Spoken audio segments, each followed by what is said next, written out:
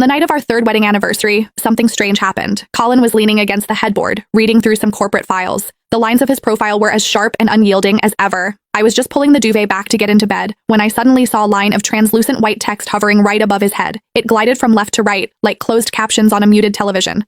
Why isn't she asleep yet? God, it's annoying. The text practically echoed in my head with his exact tone of voice, but his lips hadn't moved. I rubbed my eyes hard. The words vanished. Thinking my mind was playing tricks on me, I tested the waters.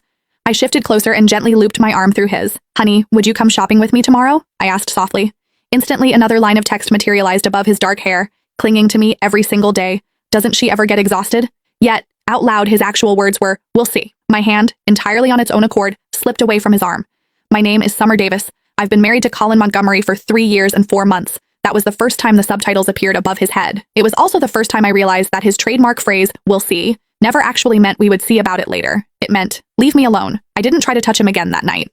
Colin flipped a page of his document, and another line of text drifted through the air. Finally, some peace and quiet. Those 5 words cut deeper than anything he could have actually said out loud. I lay on the far edge of my side of the mattress, pulling the covers all the way up to my chin. My heart felt like it was being slowly pinched between someone's fingernails. The next morning, I woke up at 6 a.m., just like always. I spent 40 minutes in the kitchen making slow-simmered steel-cut oats with caramelized apples and pecans, pairing it with his favorite hand-ground espresso. Colin came downstairs, impeccable in his tailored suit, and sat at the kitchen island. A line of text floated above his head. Oatmeal again. Could she have any less imagination? Out loud, he didn't say a word. I slid the ceramic bowl in front of him. Colin, I let the oats simmer a bit longer today. The texture should be creamier than yesterday. He gave a non-committal hum. Above his head, who cares?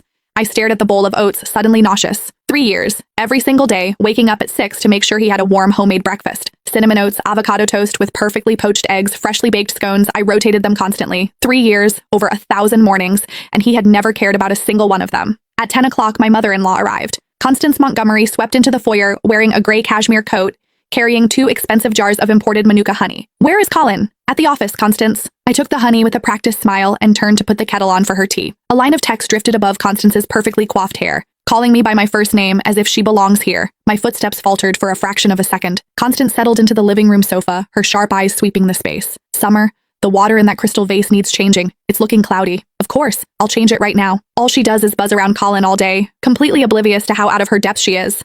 If her father hadn't saved my husband's life in that wreck, there is 0 chance my son would have ever married someone like her. The paragraph of text scrolled past, dense and suffocating. I stood at the kitchen sink, holding the heavy crystal vase.